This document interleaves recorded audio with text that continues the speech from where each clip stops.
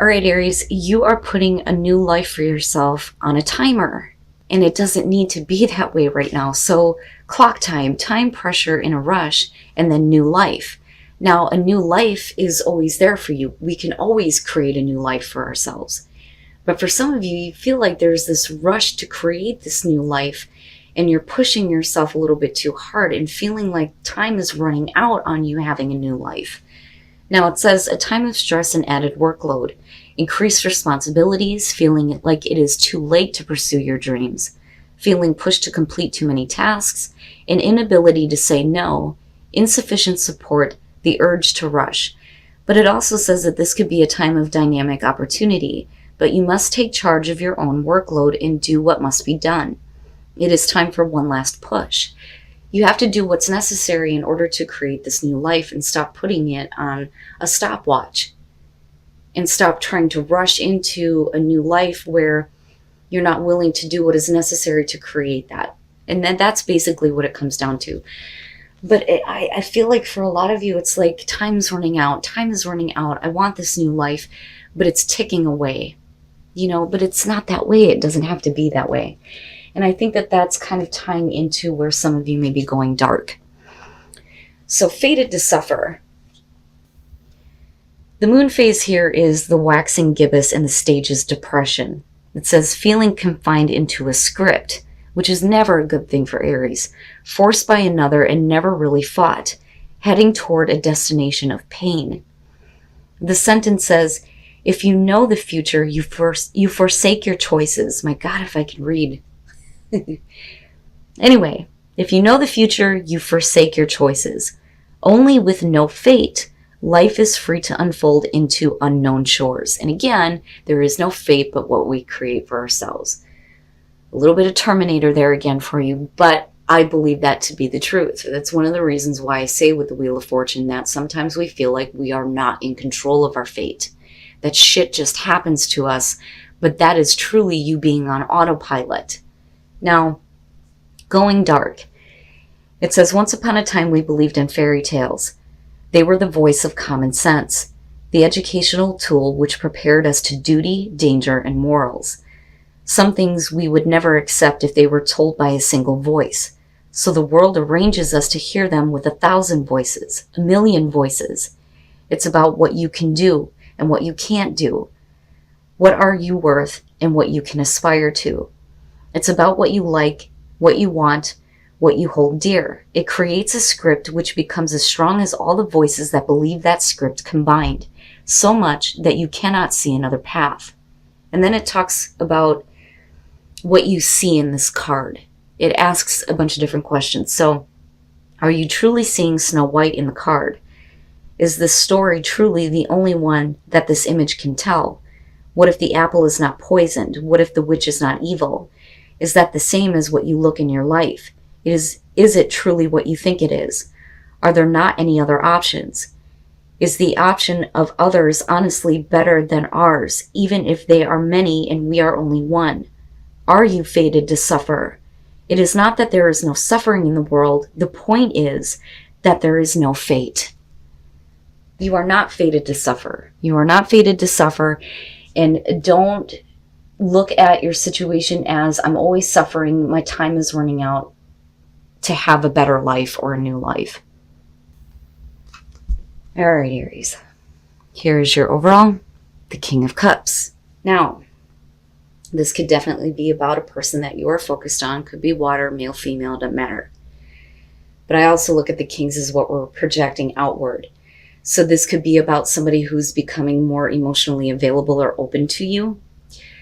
That, or it could be the other way around. It just depends here.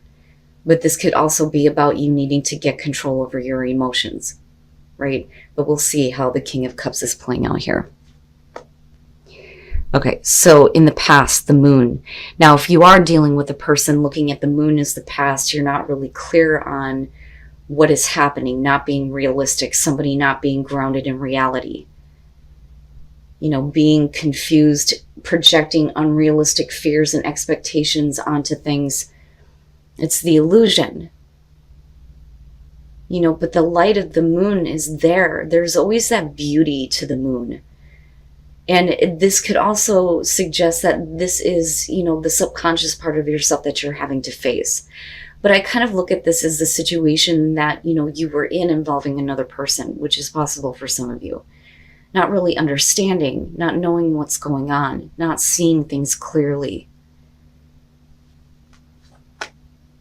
In the present, the Emperor. I love your card in this deck. It's so masculine, right? Now, with the Emperor coming out of the moon, who is in control? Do you feel like you are getting control over confusing emotions? And is that why we're looking at the King of Cups? Or do you feel like you need to start taking control because you've allowed somebody else who is extremely confused to have too much control here? But again, we're talking about order. Order out of chaos with the Emperor here. But we'll see how this is tied in. Okay. Future conditions, the Ten of Wands. In order to get control, some of you are taking on way too much. And that may be where all this pressure is coming from with clock time. But we're coming back down. We're coming back down to reality out of the moon. Whether that, is your own personal moon or whether somebody else has been projecting that onto a situation with you. The Emperor, for me, is you in the present moment now going back to a place of control. But with the Ten of Wands, that control comes at a cost. But are we talking about another person who is placing burdens on you, or are they carrying their own burdens that are just too much for you? Maybe you don't want to get involved with somebody who has too much going on, especially if they're not willing to deal with those burdens. But like I said, for some of you, the cost here of getting control is taking everything on yourself. Your best path to follow, the Seven of Cups. And I do. Now that I'm starting to see this kind of unfold, I really do believe that this is going to have to do with a person here who may have been struggling with getting control over their own emotions attached to you. I don't think that they've been very realistic in the past. I don't think that they even understood their own emotions. But the question then becomes, are they getting control? But do they have some things that they need to deal with here? Because I look at the Seven of Cups and I think that this is about the expectations that you may have on this person. Because you're talking about fantasizing about how things could be, but not actually making fantasy reality. But it may also be that you need to stop looking at a person as a viable option for you because it may not be the right one, especially if nothing is happening.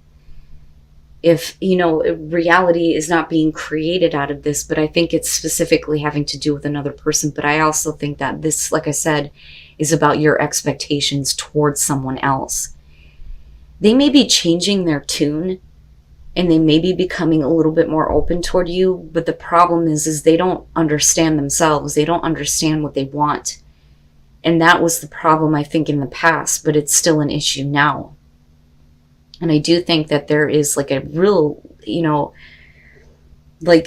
desperate need to get control. And again, I kind of go back to clock time. But the pressures and the burdens and being overwhelmed by all of this may be too much. In your environment, the Ace of Swords, this is where I think that for you, in order to get control, there needs to be absolute clear communication instead of somebody being confusing because they're not being realistic or not being grounded in reality, but it's directly affecting you. But with the Ace of Swords, that's the aha, I got it, but it is communicating absolute truth, having absolute clarity and knowing what you need to do to get control. But I'm still looking at, the heavy burdens that are coming out of that. I'm telling you, a lot of people are dealing with this, the Eight of Swords, hopes and fears. So these are the thoughts that are keeping you trapped. There is no way forward. But this could be specifically about this other person that you're dealing with. You may feel like you know what it takes to get control of the situation. You've been very clear and very truthful, but you also see the truth about this person in this situation. But with the Eight of Swords, the fear is that despite that, there is no way forward, especially if you're dealing with somebody who does not know how to deal with their own responsibilities. It's like dealing with somebody that's like, I don't know what to do. You know, I want to be involved with you, but I'm not willing to do what's necessary to make that happen. That's kind of how I see this. And for you, you know, the thought is that it's never going to move forward. There is no way to move forward. It's always going to be stuck in this position, right? But those thoughts are not going to help you, because it's about you being able to move forward, despite the fact that you're dealing with a person who doesn't know how the hell to do that. Because I really think that this is what this is about for a lot of you. Now, if we're talking about this in terms of career, this is really about you getting to a place where, you know, with the King of Cups, with being the overall, you're getting a little bit more control over not knowing what to do. But then I also feel like there may be support. But the problem is that there is, you know, a lot of responsibility that's going to be coming out of this. But the Seven of Cups is to me like, it's time to stop fantasizing. It's time to make a choice. If you can see how good something can be, you can act toward that. You know, and then the Ace of Swords is that clarity, that epiphany, that aha, I need to deal with, you know, these responsibilities in order to start to see what I expect. You know, but your fear is that nothing will ever move forward. So for me, it can go both ways, whether we're talking about career for some of you, or if we're talking about specifically a person in a relationship. And that could be any relationship here. And then coming out the Three of Wands. And again, expectation. But, you know, what is it that you're expecting from this person, especially if they're not willing to deal with their responsibilities? Now, on the other hand, with the Three of Wands coming out, this very well could be them dealing with that, letting go of the burdens that they're carrying. Sorry, guys. And being willing to able to act toward what they can envision and what they can see, right? So the Three of Wands definitely is about manifestation. But it's also about watching things unfold and waiting to take further action toward the future here, looking at the long term, right? But there's still the burdens, though, and that's what kind of throws me off here. But let's take a look at the Three of Wands.